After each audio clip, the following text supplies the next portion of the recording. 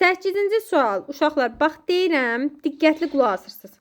Özündən sonra tulu məstər, özündən sonra gerund tələb edən feillərin hamısını bir-bir təzədən əzbərləyirsiniz. Kim unudubsa, kimin çətinliyi varsa, heç çətinliyi olmayanda, boş verin, əzbərləyin uşaqlar.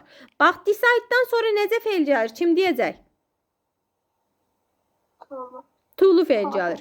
Decide-dan sonra tulu feil gətirirəmsə mən B-ni, C-ni, Y-ni çıxdım. Düzdür? Ya adı ya da dedi. İndi ikinci tərəfdə enjoy-dan sonra necə feil gəlir? Əzbərləmişik.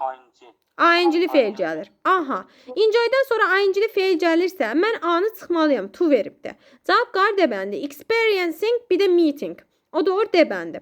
Həm də indi bir şey deyəcəm sizə.